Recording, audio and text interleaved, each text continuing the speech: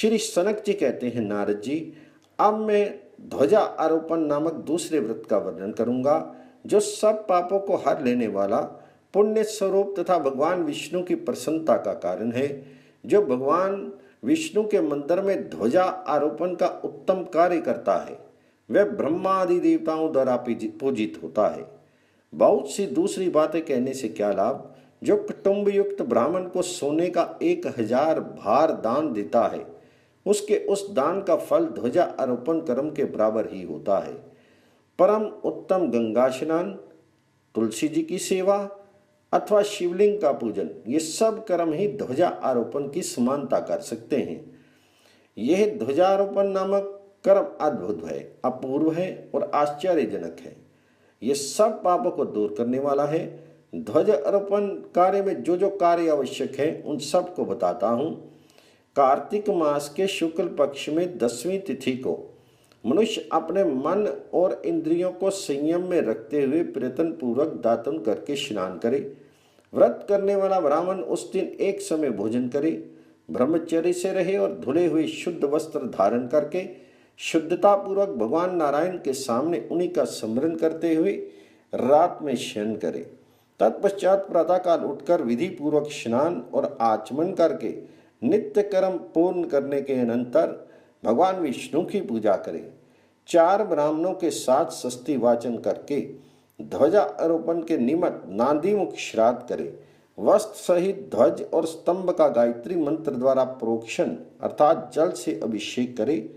फिर उस ध्वज के वस्त्र में सूर्य, गरुड़ और चंद्रमा की पूजा करे। ध्वज के दंड में धाता और विधाता का पूजन करे। हल्दी, अक्षत और गंध आदि सामग्रियों से विशेषता श्वेत पुष्पों से पूजन करना चाहिए। तदनंतर गोचरम बराबर एक विधि बनाकर उसे जल और गोबर से लीपे। फिर अपनी शाखा के गृह सूत्र में बताई हुई विधि के अनुसार पंच भू संस्कार पूर्वक अग्नि की स्थापना करके क्रमशः आधार और आज्य भाग आदि होम कार्य करे। फिर घृत मिश्रित खीर की 108 आहुति दे। ये आहुति प्रधान देवता भगवान विष्णु के अष्टाक्षर मंत्र से देनी चाहिए। अष्टाक्षर मंत्र है ओम नमो नारायणाय स्वाहा। इसके बाद पुरुष सूक्त के प्रथम मंत्र विष्णोर्नुकम इरावती वैनतेय स्वाहा सोमो धेनुम और अद्वितीयम जात वेदसम, इन मंत्रों से क्रमशः 8-8 आहुतियां अग्नि में डाले। तत्पश्चात वहां यथाशक्ति विभ्रांट बृहत पिबतु सौम्यम मधु इत्यादि यजुर्वेद की सूर्य देवता संबंधी मंत्रों तथा शन नवमित्र शन वरुण इत्यादि शांति सूक्त के मंत्रों का पाठ या जप करे और पवित्रता पूर्वक भगवान विष्णु के समीप रात्रि में जागरण करे। दूसरे दिन प्रातःकाल नित्य कर्म समाप्त करके गंध पुष्प आदि के द्वारा क्रमशः पहले की तरह ही भगवान जी की पूजा करनी चाहिए। तदनंतर उस सुंदर ध्वज को मंगल वाद्य, सूक्त पाठ, स्तोत्र गान और नित्य आदि उत्सव के साथ भगवान विष्णु के मंदिर में ले जाए। भगवान जी के द्वार पर अथवा मंदिर के शिखर पर खंबे सहित उस ध्वज को प्रसन्नता पूर्वक दृढ़ता के साथ स्थापित करे। फिर गंध पुष्प, अक्षत, धूप, दीप आदि मनोहर उपचारों तथा भक्ष्य भोज्य आदि पदार्थ युक्त नैवेद्यों से भगवान विष्णु की पूजा करे। इस प्रकार उत्तम एवं सुंदर ध्वज को देवालय में स्थापित करके परिक्रमा करे। इसके बाद भगवान जी के सामने इस स्तोत्र का पाठ करे। पुंडरीकाक्ष कमल नयन आपको नमस्कार है। विश्वभावन आपको नमस्कार है। ऋषिकेश महापुरुष सबके पूर्वज आपको नमस्कार है। जिनसे ये संपूर्ण जगत उत्पन्न हुआ है, जिनमें ये सब प्रतिष्ठित है और परले काल आने पर जिसमें ही इसका लय होगा, उन भगवान विष्णु की शरण में लेता हूँ। ब्रह्मा आदि देवता भी जिनके परम धाम को नहीं जानते और योगी भी जिन्हें नहीं देख पाते, उन ज्ञान स्वरूप श्री हरि की मैं वंदना करता हूँ।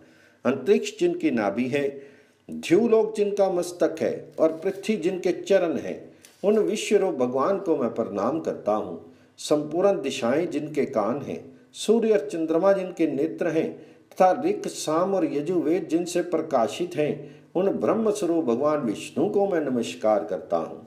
जिनके मुख से ब्राह्मण उत्पन्न हुए हैं, जिनकी भुजा से क्षत्रियों की उत्पत्ति हुई है, जिनके उरु से वैश्य प्रकट हुए हैं और जिनके चरणों से शूद्र का जन्म हुआ है। विद्वान लोग माया के संयोग मात्र से जिन्हें पुरुष कहते हैं, जो स्वभावतः निर्मल, शुद्ध, निर्विकार और दोषों से निर्लिप्त है, जिनका कहीं अंत नहीं है, जो किसी से पराजित नहीं होते और क्षीर सागर में शयन करते हैं। श्रेष्ठ भक्तों पर जिनकी स्नेह धार सदा प्रवाहित होती रहती है तथा जो भक्ति से ही सुलभ होते हैं, उन भगवान विष्णु को मैं प्रणाम करता हूँ। पृथ्वी आदि 5 ऋत, भूत, तन्मात्राएं, इंद्रियां तथा सूक्ष्म और स्थूल सभी पदार्थ जिनसे अस्तित्व लाभ करते हैं, सब और मुख वाले उस सर्वव्यापी परमेश्वर को मैं नमस्कार करता हूँ। जिन्हें संपूर्ण लोकों में उत्तम से उत्तम, निर्गुण, अत्यंत सूक्ष्म, परम प्रकाश में पर ब्रह्म कहा गया है, उन श्री हरि को मैं बारंबार प्रणाम करता हूँ। योगी शरगण जिन्हें निर्विकार, अजन्मा, शुद्ध, सब और बाँ वाले तथा ईश्वर मानते हैं, जो समस्त कारण तत्वों के भी कारण हैं, जो संपूर्ण प्राणियों के अंतर्यामी आत्मा हैं, ये जगत जिनका स्वरूप है तथा जो निर्गुण परमात्मा है, वे भगवान विष्णु मुझ पर प्रसन्न हों। जो माया से मोहित चित्त वाले अज्ञानी पुरुषों के लिए हृदय में रहकर भी उनसे दूर बने हुए हैं और ज्ञानियों के लिए जो सर्वत्र प्राप्त हैं, वे भगवान विष्णु मुझ पर प्रसन्न हों। 4 4 2 5 और 2 अक्षर वाले मंत्रों से जिनके लिए आहुति दी जाती है, वे विष्णु भगवान मुझ पर प्रसन्न हों। जो ज्ञानियों, कर्मयोगियों तथा भक्त पुरुषों के उत्तम गति प्रदान करने वाले हैं, वे विश्वपालक भगवान मुझ पर प्रसन्न हों। जगत का कल्याण करने के लिए श्री हरि लीला पूर्वक जिन शरीरों को धारण करते हैं, विद्वान लोग उन सब की पूजा करते हैं, वे लीला विग्रहधारी भगवान मुझ पर प्रसन्न हों। ज्ञानी महात्मा जिन्हें सच्चिदानंद स्वरूप निर्गुण तथा गुणों के अधिष्ठान मानते हैं, वे भगवान विष्णु मुझ पर प्रसन्न हों। इस प्रकार स्तुति करके भगवान विष्णु को प्रणाम और ब्राह्मणों का पूजन करें। तत्पश्चात दक्षिणा और वस्त्र आदि के द्वारा आचार्य की भी पूजा करें। इसके बाद भक्ति भाव से पूर्ण होकर यथाशक्ति ब्राह्मणों को भोजन करावें। फिर स्त्री, पुत्र, मित्र आदि बंधुजनों के साथ स्वयं भी भोजन करें तथा निरंतर भगवान नारायण के चिंतन में लगा रहे। जितने क्षणों तक उस ध्वजा की पताका वायु से फहराती रहती है, आरोपण करने वाले मनुष्य की उतनी ही पाप राशियां निस्संदेह नष्ट हो जाती हैं। महापातकों से युक्त अथवा संपूर्ण पातकों से दूषित पुरुष भी भगवान विष्णु के मंदिर में ध्वजा फहराकर सब पातकों से मुक्त हो जाता है। जो धार्मिक पुरुष ध्वजा को आरोपित देखकर उसका अभिनंदन करते हैं, वे सभी अनेकों पातकों से मुक्त हो जाते हैं।